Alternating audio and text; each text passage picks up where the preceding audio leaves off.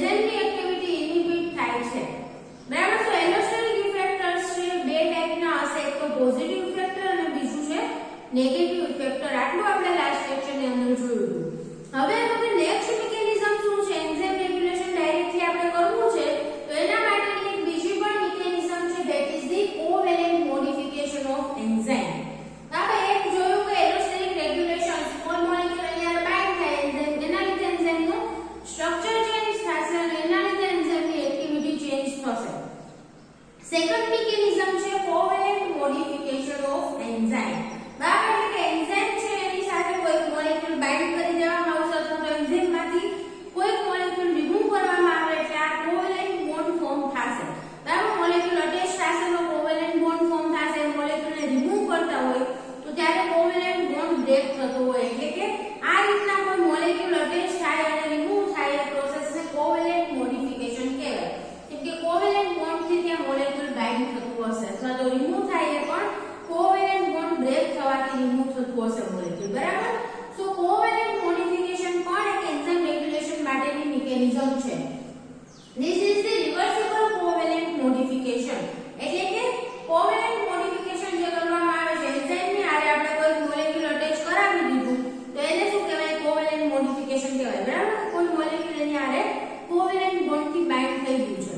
હવે તો કે એ મોલેક્યુલને આપણે રિમૂવ કરવું હોય તો ઈઝીલી રિમૂવ પણ થઈ શકે છે, એટલે આ જે પ્રોસેસ છે એને કહેવાય રિવર્સિબલ પ્રોસેસ, બરાબર? કોઈ મોલેક્યુલ અટેચ કરવું છે તો અટેચ પણ થઈ શકશે અને એન્ઝાઇમમાંથી એ મોલેક્યુલને રિમૂવ કરવું હોય તો ઈઝીલી રિમૂવ પણ થઈ જશે। સો કોવેલેન્ટ મોડિફિકેશનની જે પ્રોસેસ છે કેવી છે? રિવર્સિબલ પ્રોસેસ છે, બરાબર? Addition or removal of the particular group, covalent modification નો મીનિંગ શું છે? તો કે addition or removal of particular group, બરાબર? કોઈ ફંક્શનલ ગ્રુપ હશે અથવા તો કોઈ મોલેક્યુલ હશે જે ગ્રુપ હશે નાનો ગ્રુપ, એને એન્ઝાઇમની હારે અટેચ કરાવવાનું, બરાબર? એનું એન્ઝાઇમમાં એડિશન થશે અથવા તો રિમૂવલ થાય એ જે પ્રોસેસ છે એને કહેવાય કોવેલેન્ટ મોડિફિકેશન। અને આવી રીતના કોઈ ગ્રુપને એડ કરી અથવા તો રિમૂવ કરીને પણ એન્ઝાઇમનું રેગ્યુલેશન થઈ શકે છે, એ પ્રોસેસને કોવેલેન્ટ મોડિફિકેશન કહેવાય। Now one form is more active than other, એટલે શું તો કે હવે બે ફોર્મ એન્ઝાઇમના અલગ અલગ થશે, બરાબર? કોવેલેન્ટ મોડિફિકેશન કરીએ એટલે શું કરીએ છીએ તો કે આપણે કોઈ ગ્રુપને એડ કરીએ છીએ અથવા તો રિમૂવ કરીએ છીએ। સો ગ્રુપને એડ કરતા હોય કે રિમૂવ કરતા હોય એન્ઝાઇમના બે અલગ અલગ ફોર્મ થશે। એક તો કે જે ગ્રુપ એડ કરેલું છે એ ગ્રુપ, બરાબર? એડ કરેલું હશે એ એન્ઝાઇમ એટલે એને કહેવાય મોડિફાઈડ એન્ઝાઇમ અને બીજું છે એ નોર્મલ એન્ઝાઇમ।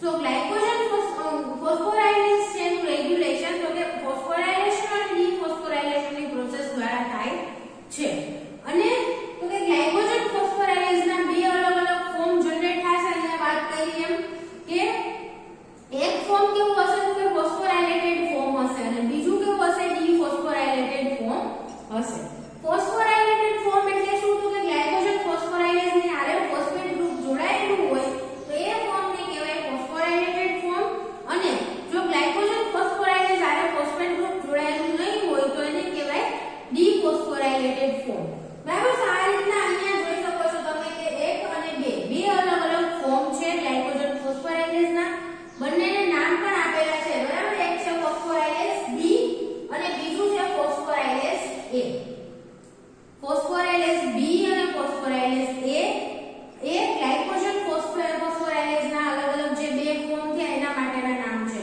હવે ફોસ્ફોરાયલેઝ એ એટલે શું છે તો કે અહીંયા તમે જોઈ શકો છો એટલે ફોસ્ફેટ ગ્રુપ જોડાયેલું છે બરાબર આ જે સ્ક્વેર છે એન્ઝાઇમ ઝૂમ કરી લો તો એની સાથે અહીંયા શું છે ફોસ્ફેટ ગ્રુપ જોડાયેલું છે એટલે આપણે એમ કહી શકીએ કે જે ફોસ્ફોરાયલેટેડ ફોર્મ છે એના માટેનું નામ છે ફોસ્ફોરાયલેઝ એ અને ડીફોસ્ફોરાયલેટેડ ફોર્મ છે એટલે અહીંયા ખાલી એન્ઝાઇમ છે એની પાસે ફોસ્ફેટ ગ્રુપ પ્રેઝન્ટ નથી તો એ ફોર્મને કેવું કહેવાય ડીફોસ્ફોરાયલેટેડ ફોર્મ અને એનું નામ છે ફોસ્ફોરાયલેઝ બી બરાબર તો ફોસ્ફોરાયલેટેડ ફોર્મ હશે એન્ઝાઇમનું તો એને ફોસ્ફોરાયલેઝ એ કહેવાનું અને ડીફોસ્ફોરાયલેટેડ ફોર્મ હોય તો એને ફોસ્ફોરાયલેઝ બી નામ આપેલું છે બરાબર તો આ રીતના ગ્લાયકોજન ફોસ્ફોરાયલેઝ ના બે અલગ અલગ ફોર્મ જોવા મળશે ફોસ્ફોરાયલેઝ એ ફોર્મમાં હશે અને ફોસ્ફોરાયલેઝ બી ફોર્મમાં હશે બરાબર એક ફોસ્ફોરાયલેટેડ ફોર્મ અને બીજું ડીફોસ્ફોરાયલેટેડ ફોર્મ હવે તો કે જ્યારે આ ડીફોસ્ફોરાયલેટેડ ફોર્મ છે એટલે કે ખાલી એમનો એન્ઝાઇમ છે જ્યારે એનું ફોસ્ફોરાયલેશન થાય એટલે કે એની અંદર આપણે જો એટીપી નું એડિશન કરવામાં આવે તો એટીપી માંથી ફોસ્ફેટ ગ્રુપ છે એન્ઝાઇમમાં એડ થઈ જશે બરાબર એટીપી છે એ ફોસ્ફેટ ટ્રાન્સફોર્મેશન માટે જનરલી યુઝ થાય છે એમ આપણે આગળ વાત કરી દીધી કે કોઈ પણ મોલેક્યુલ ઉપર આપણે ફોસ્ફેટ ગ્રુપ ટ્રાન્સફર કરવું હોય તો એના માટે એટીપી નો યુઝ થાય છે તો અહીંયા ગ્લાયકોજન ફોસ્ફોરાયલેઝ એન્ઝાઇમ છે એની ઉપર આપણે ફોસ્ફેટ ગ્રુપને ટ્રાન્સફર કરવું છે તો એના માટે અહીંયા એટીપી નો યુઝ થશે એટીપી માંથી એટીપી નું ફોર્મેશન થશે અને એક ફ્રી ફોસ્ફેટ રિમૂવ થાય છે બરાબર એટીપી માંથી એક ફોસ્ફેટ રિમૂવ થઈ જશે એ જે ફોસ્ફેટ છે ક્યાં એડ થશે તો કે આ જે એન્ઝાઇમ છે ગ્લાયકોજન ફોસ્ફોરાયલેઝ એમાં એડ થશે ફોસ્ફેટ ગ્રુપ બરાબર અને ગ્લાયકોજન ફોસ્ફોરાયલેઝ સાથે જ્યારે ફોસ્ફેટ ગ્રુપ જોડાશે બરાબર ફોસ્ફોરાયલેઝ બી ફોર્મમાં હતું એટલે કે ડીફોસ્ફોરાયલેટેડ ફોર્મમાં હતું હવે એની આરે ફોસ્ફેટ ગ્રુપ અટેચ થઈ ગયો છે તો એ ફોસ્ફોરાયલેઝ એ ફોર્મમાં આવી જશે એટલે કે ડીફોસ્ફોરાયલેટેડ માંથી ફોસ્ફોરાયલેટેડ ફોર્મમાં આવી જાય છે બરાબર અને ડીફોસ્ફોરાયલેટેડ ફોર્મ છે કેવું છે ઇનએક્ટિવ છે જ્યારે ફોસ્ફોરાયલેટેડ ફોર્મ છે એટલે કે ફોસ્ફોરાયલેઝ એ ફોર્મમાં જ્યારે એન્ઝાઇમ હશે તો એ કેવું છે એક્ટિવ ફોર્મમાં છે બરાબર એટલે કે જનરલી જ્યારે આપણે ગ્લાયકોજન ફોસ્ફોરાયલેઝ ની જરૂર ન હોય એની એક્ટિવિટીની જરૂર ન હોય તો એ કયા ફોર્મમાં હશે ડીફોસ્ફોરાયલેટેડ ફોર્મમાં હશે કે જે ઇનએક્ટિવ છે બરાબર ફોસ્ફોરાયલેઝ બી એટલે કે ડીફોસ્ફોરાયલેટેડ ફોર્મમાં એન્ઝાઇમ હશે જ્યારે એની જરૂર ન હોય ત્યારે અને ડીફોસ્ફોરાયલેટેડ ફોર્મ કેવું છે તો કે ઇનએક્ટિવ છે હવે જ્યારે આપણે ગ્લાયકોજન ફોસ્ફોરાયલેઝ ની એક્ટિવિટીની જરૂર પડે છે બરાબર ગ્લાયકોજન ફોસ્ફોરાયલેઝ ની બોડીની અંદર જરૂર પડી સેલની અંદર જરૂર પડી તો શું થશે તો કે એનું ફોસ્ફોરાયલેશન થશે બરાબર એટીપી માંથી ફોસ્ફેટ ગ્રુપ છે એડ થશે એન્ઝાઇમની અંદર અને એ ફોસ્ફોરાયલેટેડ ફોર્મમાં આવી જશે બરાબર ફોસ્ફેટ ગ્રુપ અહીંયા એડ થઈ ગયું એટલે હવે આને શું કહેવાય ફોસ્ફોરાયલેટેડ ફોર્મ કહેવાય અને ફોસ્ફોરાયલેટેડ ફોર્મ અથવા તો ફોસ્ફોરાયલેઝ એ ફોર્મમાં આવી જશે કે જે એક્ટિવ ફોર્મ છે અને ગ્લાયકોજન ફોસ્ફોરાયલેઝ ની એક્ટિવિટી સેલની અંદર જોવા મળશે અને ગ્લાયકોજન ફોસ્ફોરાયલેઝ નું કામ શું છે તો કે ગ્લાયકોજન નું બ્રેકડાઉન કરવાનું આગળ આપણે ડિસ્કસ કર્યું બરાબર અને ગ્લાયકોજન છે શું છે તો કે ગ્લુકોઝ નું બનેલું પોલિસેકેરાઇડ છે એટલે ગ્લાયકોજન ને આપણે આ રીતના ગ્લુકોઝ ઇન બ્રેકેટ n એટલે કે નંબર ઓફ ગ્લુકોઝ મોલેક્યુલ બરાબર એટલે કે જેટલા ગ્લુકોઝ મોલેક્યુલ નું ગ્લાયકોજન બનેલું હશે એટલા નંબર અહીંયા n ની જગ્યાએ લખી શકાય બરાબર 100 ગ્લુકોઝ નું બનેલું હોય તો ગ્લુકોઝ 100 બરાબર 150 મોલેક્યુલ નું બનેલું હોય તો ગ્લુકોઝ 150 એ રીતના બરાબર એટલે ગ્લાયકોજન છે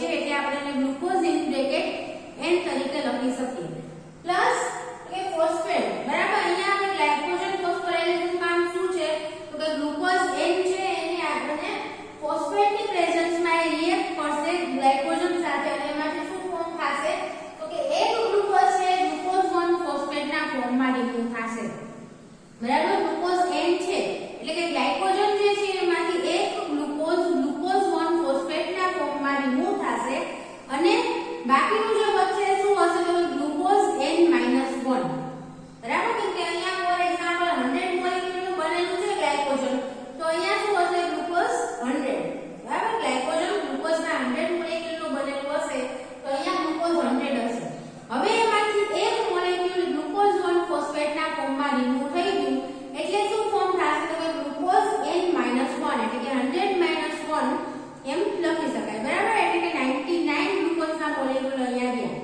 આ એક્ઝામ્પલ છે બરાબર કે 100 ગ્લુકોઝનું બનેલું હોય તો એક ગ્લુકોઝ રિમૂવ થાય પછી કેટલા વધે ગ્લુકોઝ મોલેક્યુલ્સ તો કે N-1 જેટલા વધે છે એટલે કે 99 વધશે જો 100 નું બનેલું હોય તો બરાબર તો અહીંયા ગ્લાયકોજન ફોસ્ફોરાયલેસ છે ગ્લાયકોજનમાંથી એક ગ્લુકોઝ મોલેક્યુલ રિમૂવ કરે છે ગ્લુકોઝ 1 ફોસ્ફેટના ફોર્મમાં પાછું અહીંયા જે મળ્યું ગ્લુકોઝ N-1 એના ઉપર પણ પાછું આની રિએક્ટિવિટી થશે બરાબર ગ્લાયકોજન ફોસ્ફોરાયલેસ છે તો વળી આના ઉપર રિએક્ટ કરશે અને પાછું એક ગ્લુકોઝ રિમૂવ થશે એટલે આ રીતના એક ગ્લુકોઝ મોલેક્યુલ છે ગ્લાયકોજન ફોસ્ફોરાયલેસ રિમૂવ કરી શકે છે બરાબર 100 નું બનેલું હશે તો ધીમે ધીમે એમાંથી એક મોલેક્યુલ છે ગ્લુકોઝનું એ ગ્લાયકોજન ફોસ્ફોરાયલેસ દ્વારા ગ્લુકોઝ 1 ફોસ્ફેટના ફોર્મમાં રિમૂવ થશે અને ધીમે ગ્લાયકોજનનું બ્રેકડાઉન થાય છે બરાબર ડાયરેક્ટલી એનું બ્રેકડાઉન નહીં થઈ જાય પણ એમાંથી એક ગ્લુકોઝ મોલેક્યુલ રિમૂવ થતો જશે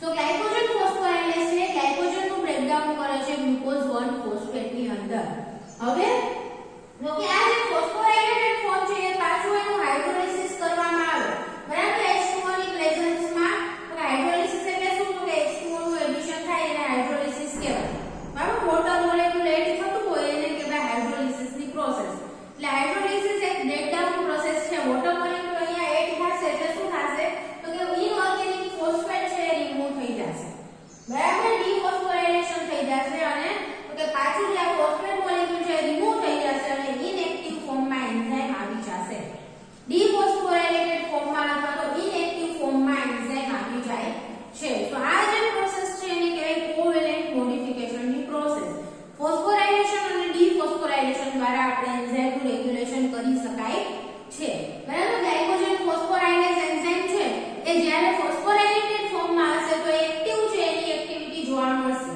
અને જ્યારે ડીફોસ્ફોરાઇલેટેડ ફોર્મમાં હોય તો એ ઇનએક્ટિવ છે એની એક્ટિવિટી જોવા મળશે નહીં બરાબર તો આ રીતના ફોસ્ફોરાઇલેશન દ્વારા એન્ઝાઇમનું રેગ્યુલેશન થઈ શકે છે Now phosphorylase B requires the activated AMP. બરાબર અહીંયા જો phosphorylase B છે એ કેવું છે ઇનએક્ટિવ અથવા તો લેસ એક્ટિવ ફોર્મ છે ગ્લાયકોજન ફોસ્ફોરાયલેસ નું અને જો એ ઇનએક્ટિવ ફોર્મ ને વર્ક કરવું હોય બરાબર phosphorylase B છે એને જો વર્ક કરવું હોય તો એને AMP એક્ટિવેટર ની જરૂર પડે છે બરાબર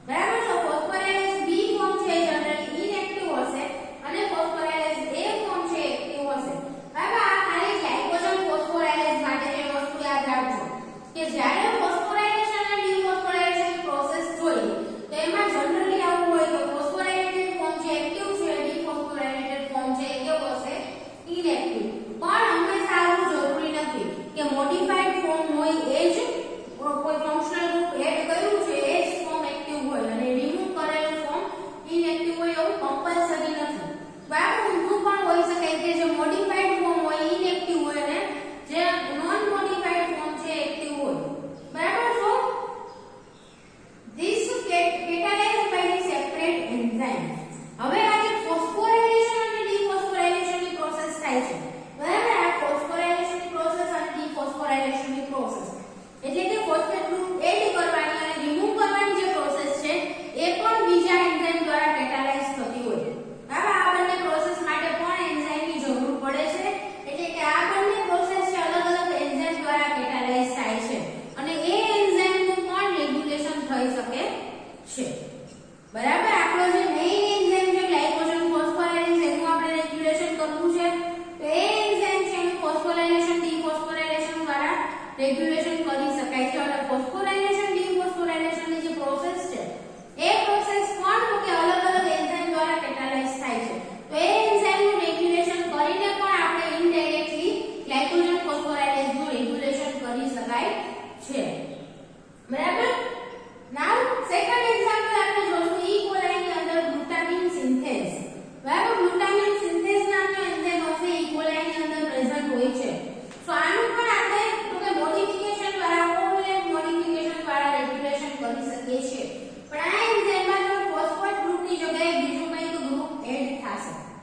બરાબર. એટલે કે હંમેશા દરેક એન્ઝાઇમના રેગ્યુલેશન માટે ખાલી ફોસ્ફેટ ગ્રુપનું એડિશન રિમૂવલ જ રિસ્પોન્સિબલ હોતું નથી, પણ તો કે બીજા ગ્રુપના એડિશન અને રિમૂવલ દ્વારા પણ એન્ઝાઇમનું રેગ્યુલેશન થઈ શકે છે. બરાબર. એટલે કે અહીંયા તો કે AMP is used as a modifying agent. AMP અથવા તો એડિનાઇલિક એસિડ તરીકે પણ આપણે એનો વર્ડ યુઝ કરી શકીએ છીએ. કે ગ્લુટામિન સિન્થેઝ છે એની અંદર એડિનાઇલિક એસિડ અથવા તો AMP નું એડિશન થશે અને AMP નું રિમૂવલ થશે. આ રીતના AMP as a modifying agent work કરે છે. બરાબર. જ્યારે આપણે જોયું તો ગ્લાયકોજન ફોસ્ફોરાયલેશનની અંદર મોડિફાઇંગ એજન્ટ શું છે, તો એમાં આપણે ફોસ્ફેટ ગ્રુપ લઈ શકાય. બરાબર. અહીંયા મોડિફાઇંગ એજન્ટ તરીકે શું હશે? AMP મોલેક્યુલ હશે. હવે તો ગ્લુટામિન સિન્થેઝ છે 12 સબયુનિટનું બનેલું છે, એટલે કે 12 સબયુનિટ હારે જ્યારે AMP બાઇન્ડ થશે ત્યારે એ જે છે એડિનાઇલેટેડ ફોર્મ આપણે એને કહી શકાય. હવે એડિનાઇલેટેડ ફોર્મ અને ડીએડિનાઇલેટેડ ફોર્મ તરીકે ઓળખવામાં આવશે. હવે AMP એડ થયેલું હશે તો એને એડિનાઇલેટેડ ફોર્મ કહેવાય. AMP રિમૂવ થયેલું ફોર્મ હશે તો એને કહેવાય ડીએડિનાઇલેટેડ ફોર્મ. નાઉ બીજું જે છે આનું સિગ્નિફિકન્સ શું છે કે modified form is less active. અહીંયા ઊંધું હશે ફોસ્ફોરાયલેશનની પ્રોસેસ કરતા. ફોસ્ફોરાયલેશનમાં શું હતું કે જે મોડિફાઈડ ફોર્મ હતું એટલે કે ફોસ્ફેટ ગ્રુપ એડ કરેલું ફોર્મ હતું એ મોર એક્ટિવ ફોર્મ હતું. અહીંયા તો કે મોડિફાઈડ ફોર્મ એટલે કે જે એડિનાઇલેટેડ ફોર્મ છે એ લેસ એક્ટિવ ફોર્મ હશે. હવે AMP ગ્રુપ જે એન્ઝાઇમ આરે અટેચ થયેલું હશે તો એ લેસ એક્ટિવ ફોર્મ હશે, જ્યારે ડીએડિનાઇલેટેડ ફોર્મ હશે એટલે કે AMP રિમૂવ થઈ ગયેલું ફોર્મ છે એ મોર એક્ટિવ હશે. બરાબર. ફોસ્ફોરાયલેશન કરતા ઊંધું. And this enzyme is also allostatically regulated. હવે તો એડિનાઇલેશન ની પ્રોસેસ દ્વારા એડિનાઇલેશન અને ડીએડિનાઇલેશન દ્વારા રેગ્યુલેશન થઈ શકશે. પ્લસ તો કે ગ્લુટામિન સિન્થેઝ છે એનું રેગ્યુલેશન એલોસ્ટેટિક રેગ્યુલેશન પણ થઈ શકે છે. એટલે કે બંને રેગ્યુલેશન એન્ઝાઇમ ઉપર એક સાથે વર્ક કરે છે અને એન્ઝાઇમનું પ્રોપર રેગ્યુલેશન થઈ શકશે. બરાબર. આમાં ખાસ યાદ રાખવાનું ગ્લુટામિન સિન્થેઝ છે એની અંદર તો કે એડિનાઇલેટેડ ફોર્મ હશે એ લેસ એક્ટિવ હશે અને ડીએડિનાઇલેટેડ ફોર્મ હશે એ મોર એક્ટિવ હશે. Now advantages of covalent modification. Covalent મોડિફિકેશનના એડવાન્ટેજીસ શું છે? તો કે ફર્સ્ટ એડવાન્ટેજ છે કે both respond to the allosteric effector differentially. બરાબર. અહીંયા બે ફોર્મ મળ્યા આપણને. એક મોડિફાઈડ ફોર્મ હશે, બીજું બી મોડિફાઈડ ફોર્મ હશે. બરાબર. એટલે કે જે મોડિફાઈડ ન હોય એવું નોર્મલ એન્ઝાઇમ હશે અને એક મોડિફાઈડ એન્ઝાઇમ હશે. તો બંને ફોર્મ છે એલોસ્ટેટિક ઇફેક્ટર આરે અલગ અલગ રીતે વર્ક કરે છે. બરાબર. બંને ફોર્મ આરે જ્યારે એલોસ્ટેટિક ઇફેક્ટર બાઇન્ડ થાય તો એનો રિસ્પોન્સ છે અલગ અલગ આવે છે. સો એના લીધે તો કે respond is very dense sophisticated ways. બરાબર. આપણે જે એન્ઝાઇમ છે એનો રિસ્પોન્સ આપણને અલગ અલગ ટાઈપનો રિસ્પોન્સ મળશે. સેમ ઇફેક્ટર મોલેક્યુલ સાથે પણ બે અલગ અલગ ટાઈપના રિસ્પોન્સ મળશે. સો રિસ્પોન્સની અંદર વેરાયટી જોવા મળશે. એલોસ્ટેટિક ઇફેક્ટરના બાઇન્ડિંગ થી જે રિસ્પોન્સ આવે છે એન્ઝાઇમનો એમાં વેરાયટી જોવા મળે છે. પ્લસ સોફિસ્ટિકેટેડ વેમાં આપણે રેગ્યુલેશન કરી શકીએ છીએ. બરાબર. ઘણી વખત એવું હોય કે એલોસ્ટેટિક ઇફેક્ટર છે એ મોડિફાઈડ ફોર્મની આરે બાઇન્ડ ન થતું હોય. બરાબર. જે નોર્મલ ફોર્મ છે એની આરે જ બાઇન્ડ થતું હોય.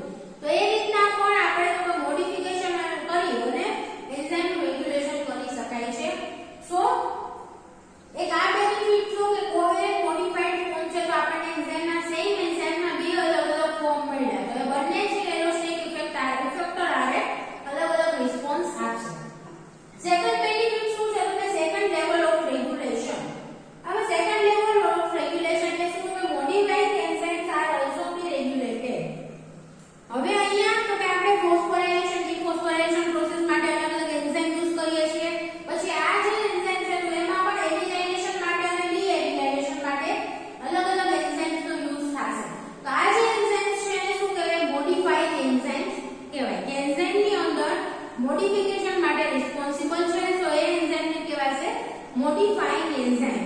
સો મોડિફાઇંગ એન્ઝાઇમ છે એનું પણ રેગ્યુલેશન કરી શકાય છે, એટલે એને કહેવાશે સેકન્ડ લેવલ ઓફ રેગ્યુલેશન. પહેલું લેવલ ક્યાં આવ્યું તો કે આપણે ડાયરેક્ટલી એન્ઝાઇમનું રેગ્યુલેશન કરી છે, બરાબર. ડાયરેક્ટલી એન્ઝાઇમનું તો કે ફોસ્ફોરાઇલેશન ડિફોસ્ફોરાઇલેશન કરીએ છીએ, એલોસ્ટેરિક રેગ્યુલેશન કરીએ છીએ, તો એ બધું primary first level of regulation કહેવાય, બરાબર. અને આ જે મોડિફાઇંગ એન્ઝાઇમ્સ છે તો એનું પણ રેગ્યુલેશન થઈ શકે છે, એટલે એને કહેવાશે second level of regulation. So covalent મોડિફિકેશનમાં સેકન્ડ લેવલ ઓફ રેગ્યુલેશન પણ જોવા મળે છે. તો these are the benefits for the covalent modification. હવે કોવેલેન્ટ મોડિફિકેશન દ્વારા આપણે એન્ઝાઇમને રેગ્યુલેટ કરી શકીએ છીએ. Clear? Now the next mechanism for the enzyme regulation is the feedback inhibition. બરાબર, feedback inhibition છે નેક્સ્ટ મિકેનિઝમ છે એન્ઝાઇમ રેગ્યુલેશન માટેની. So first of all pacemaker enzyme.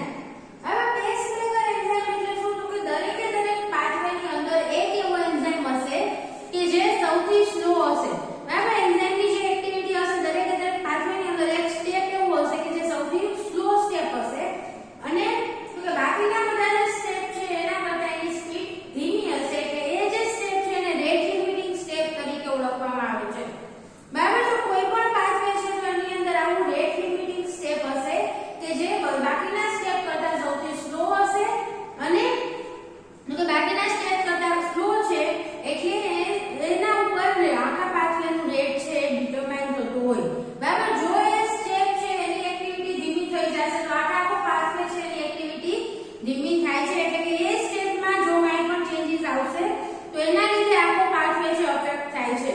તો આવું જે સ્ટેપ છે જે એન્ઝાઇમ દ્વારા કેટેલાઇઝ થતું હોય એ એન્ઝાઇમને કહેવાય પેસમેકર એન્ઝાઇમ, બરાબર. એટલે કે જે એન્ઝાઇમ રેટ લિમિટિંગ સ્ટેપ છે, બરાબર, પાથવેનો સૌથી સ્લો સ્ટેપ છે એને કેટેલાઇઝ કરતો હશે એ એન્ઝાઇમને કહેવાશે પેસમેકર એન્ઝાઇમ. સો જનરલી આવો પેસમેકર એન્ઝાઇમ છે કેવું હોય કે યુઝ્યુઅલી ફર્સ્ટ સ્ટેપ છે, બરાબર. બધા પાથવેનું યુઝ્યુઅલી જે ફર્સ્ટ સ્ટેપ છે એ સૌથી સ્લો સ્ટેપ હોય છે, રેટ લિમિટિંગ સ્ટેપ હોય છે, અને આનો ફર્સ્ટ સ્ટેપ છે એનો જે એન્ઝાઇમ છે એને પેસમેકર એન્ઝાઇમ તરીકે ઓળખવામાં આવે છે, બરાબર. તો જનરલી બધા જ પાથવેમાં ફર્સ્ટ સ્ટેપ છે રેટ લિમિટિંગ સ્ટેપ હોય છે, અને એ સ્ટેપને જે એન્ઝાઇમ કેટેલાઇઝ કરતું હોય, બરાબર, રેટ લિમિટિંગ સ્ટેપને જે એન્ઝાઇમ કેટેલાઇઝ કરતું હોય એને પેસમેકર એન્ઝાઇમ કહેવાય. હવે આવો પેસમેકર એન્ઝાઇમ છે જો એમાં કંઈ પણ ચેન્જીસ આવ્યો, બરાબર, પેસમેકર એન્ઝાઇમની એક્ટિવિટીમાં ચેન્જ આવ્યો એના લીધે આખો પાથવે છે એની એક્ટિવિટી અફેક્ટ થાય છે.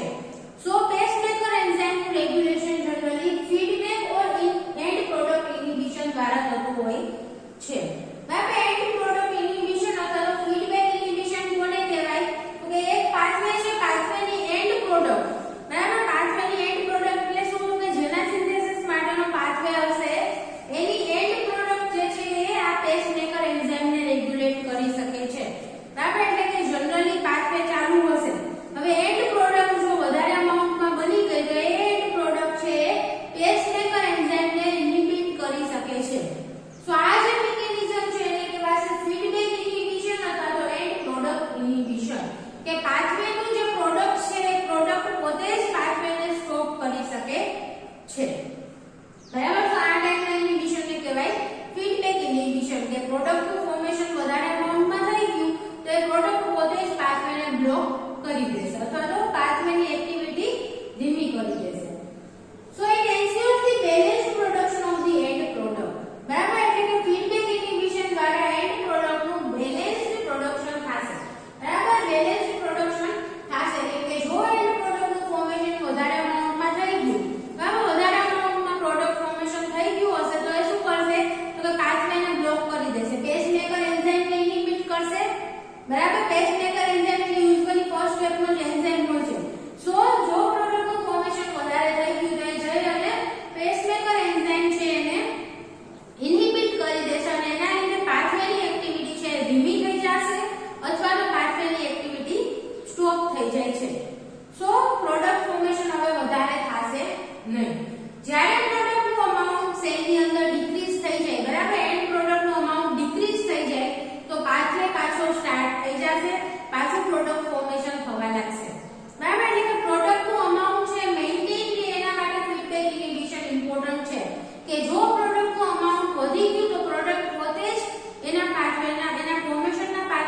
સ્ટોપ કરી શકે છે બરાબર એટલે કે પ્રોડક્ટનું ફોર્મેશન છે એ મેઇન્ટેન અમાઉન્ટમાં થશે એક્સેસ પ્રોડક્ટ બનશે નહીં બરાબર જો વધારે પ્રોડક્ટ બની ગઈ તો એ પાથવેને બ્લોક કરી દેશે પેસમેકર એન્ઝાઇમને બ્લોક કરીને સો આ ટાઈપનું જે ઇનિબિશન છે that is known as the feedback inhibition or end product inhibition એનું મોસ્ટ કોમન એક્ઝામ્પલ છે ઈ કોલાઈ એસિટેઝ બરાબર આપણે આગળ જોયું હતું હમણાં કે ઈ કોલાઈ નો એસિટેઝ એન્ઝાઇમ છે એસિટેઝ એટલે શું એસ્પાર્ટેટ કાર્બામોલ ટ્રાન્સફરેઝ એન્ઝાઇમ બરાબર આગળ આપણે ડિસ્કસ કર્યું હતું એસિટેઝ એન્ઝાઇમ વિશે કેની અંદર ડિસ્કસ કર્યું હતું તો કે રેગ્યુલેશન માં જ જોયું હતું એસિટેઝ નું રેગ્યુલેશન છે એલોસ્ટેરિક રેગ્યુલેશન ની અંદર આપણે જોયું હતું બરાબર તો એસિટેઝ એન્ઝાઇમ છે એને કેના માટેનો છે તો કે પ્યુરિન સિન્થેસિસ માટેનો પાથવે છે બરાબર સોરી પેરિમિડિન સિન્થેસિસ માટેનો પાથવે છે એનો એન્ઝાઇમ છે એસિટેઝ કે એસિટેઝ ની મદદથી તો કે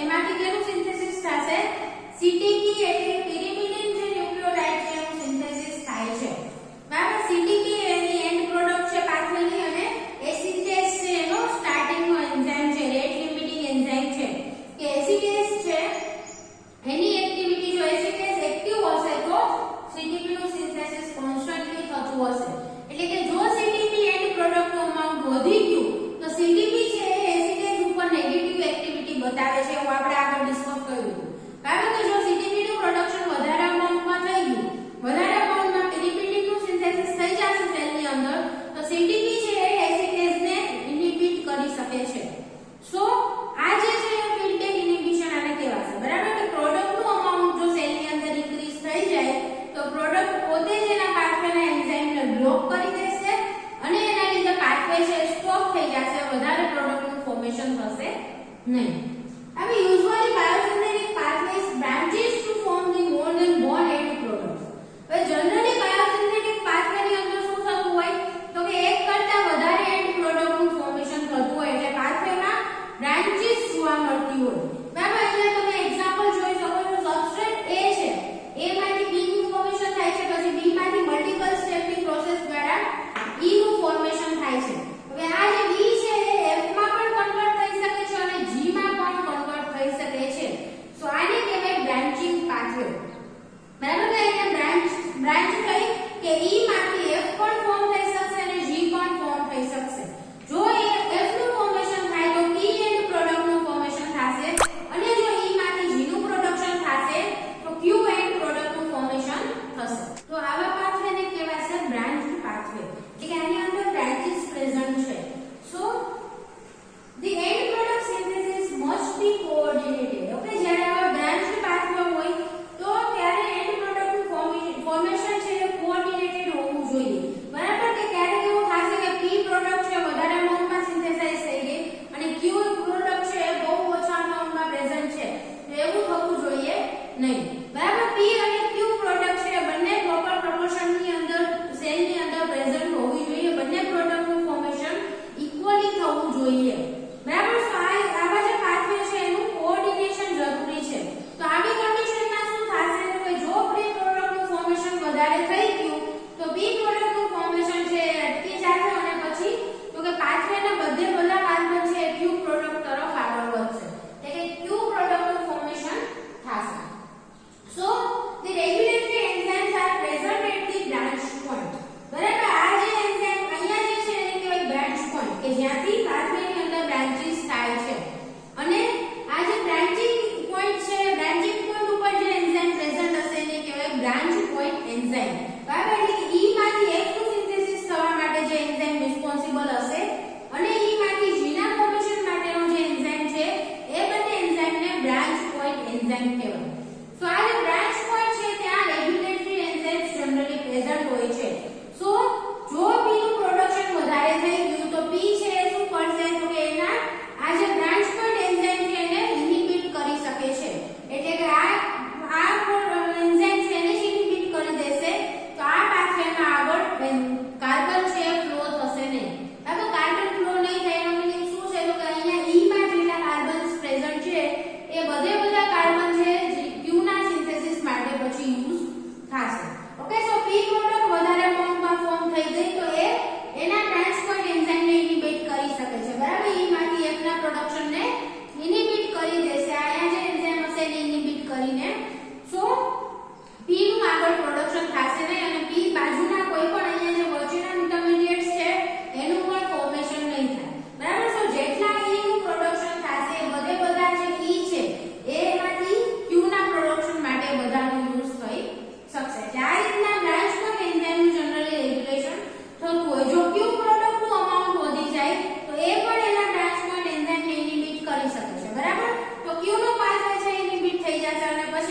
ત્યારે માત્ર P નું જ પ્રોડક્શન થશે. એટલે આ રીતના તો કે બ્રાન્ચ પોઈન્ટ એન્ઝાઇમ છે જનરલી કેવા હોય છે, રેગ્યુલેટરી એન્ઝાઇમ હોય છે. પ્લસ તો કે અહીંયા જે પાથવેની એન્ડ પ્રોડક્ટ છે એ અહીંયા પેસમેકર એન્ઝાઇમ છે પાથવેનું, એને પણ ઇનિબિટ કરી શકે છે. એટલે કે P અને Q પ્રોડક્ટ છે એક્સેસ અમાઉન્ટમાં પ્રોડ્યુસ થઈ ગઈ તો એ ડાયરેક્ટલી અહીંયા બ્રાન્ચ પેસમેકર એન્ઝાઇમ એટલે કે જે ફર્સ્ટ સ્લો સ્ટેપ માટે રિસ્પોન્સિબલ એન્ઝાઇમ છે એને ઇનિબિટ કરી શકે છે. તો આ પાથવે આગળ રન જ થશે નહીં. બરાબર, એટલે કે અહીંયા ડાયરેક્ટલી ફર્સ્ટ જે સ્ટેપ છે એને પણ ઇનિબિટ કરી શકે છે પ્રોડક્ટ P અને Q. સો આને કહેવાય એન્ડ પ્રોડક્ટ ઓર ફીડબેક ઇનિબિશન. બરાબર, એનું એક એક્ઝામ્પલ આપણે અહીંયા જોયું કે બ્રાન્ચીસ હશે તો બ્રાન્ચ પોઈન્ટ એન્ઝાઇમ છે એ પણ ફીડબેક ઇનિબિશન દ્વારા રેગ્યુલેટ થતા હોય છે અને પેસમેકર એન્ઝાઇમ હશે એ પણ તો કે ફીડબેક ઇનિબિશન દ્વારા રેગ્યુલેટ થતા હોય છે. તો આ વાત થઈ ક્યારે તો કે બાયોસિન્થેટિક પાથવે કે જેની અંદર બ્રાન્ચીસ પ્રેઝન્ટ હોય એના માટે. બરાબર, પહેલા જે આપણે ડિસ્કસ કર્યું નોર્મલી કે નોર્મલી સિંગલ પાથવે છે તો એની એન્ડ પ્રોડક્ટ એના પેસમેકર એન્ઝાઇમને ઇનિબિટ કરી શકે છે. પણ જો બ્રાન્ચ પાથવે હશે તો બ્રાન્ચિંગ પોઈન્ટ એન્ઝાઇમ છે એ પણ એન્ડ પ્રોડક્ટ દ્વારા ઇનિબિટ થઈ શકે છે.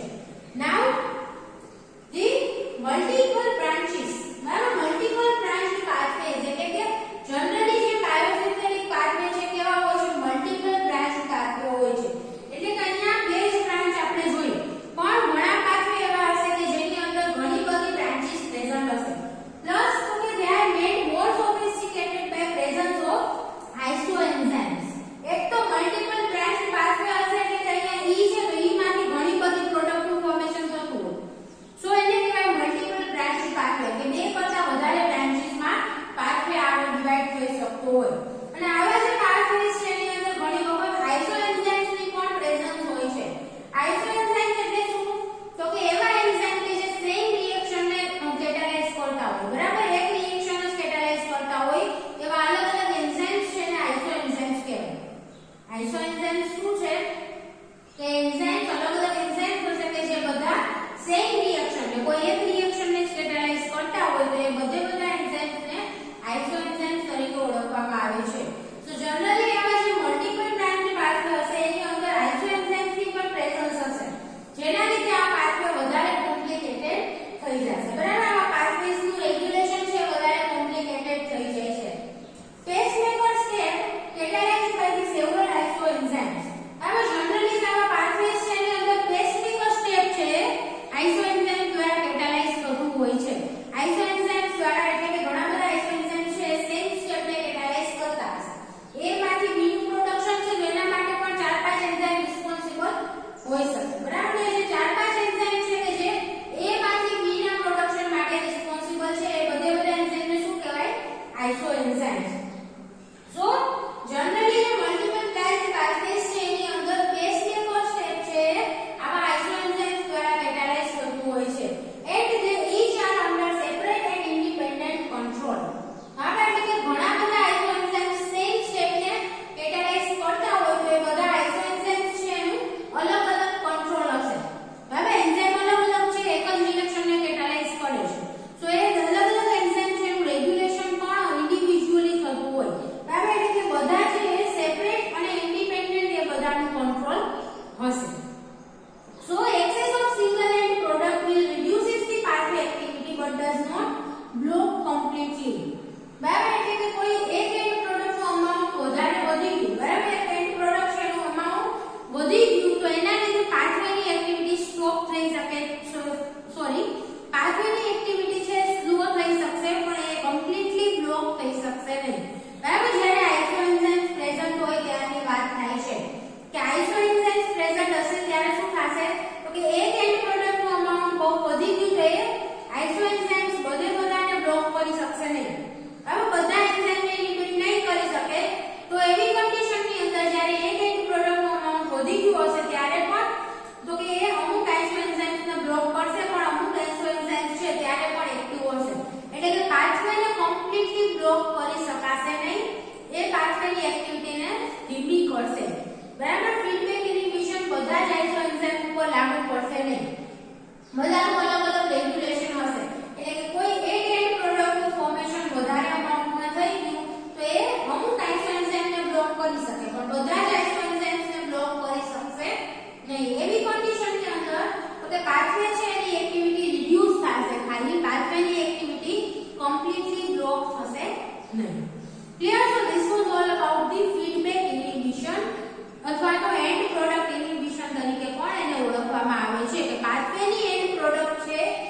પાથવેના એન્ઝાઇમને બ્લોક કરી શકે છે.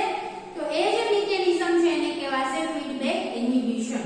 બરાબર. પછી આપણે બ્રાન્ચ્ડ પાથવે છે તો એના માટે જોયું કે બ્રાન્ચ્ડ પોઈન્ટ એન્ઝાઇમ છે એમાં પણ ફીડબેક ઇન્હિબિશન જોવા મળશે. પછી તો મલ્ટીપલ બ્રાન્ચ્ડ પાથવેઝ છે તો એની અંદર જનરલી ઘણી વખત આઇસોએન્ઝાઇમ્સ ની પ્રેઝન્સ જોવા મળે છે. આઇસોએન્ઝાઇમ એટલે શું? તો કે સેમ રિએક્શન ને કેટાલાઇઝ કરતા હોય એવા અલગ અલગ એન્ઝાઇમ. બરાબર. તો આવા જે પાથવે છે એને કમ્પ્લીટલી બ્લોક કરી શકાશે નહીં. ફીડબેક ઇન્હિબિશન આવા પાથવેમાં પણ જોવા મળશે પણ એમાં પાથવે કમ્પ્લીટલી બ્લોક થશે નહીં. પાથવેની એક્ટિવિટી ખાલી સ્લો થશે. ક્લિયર?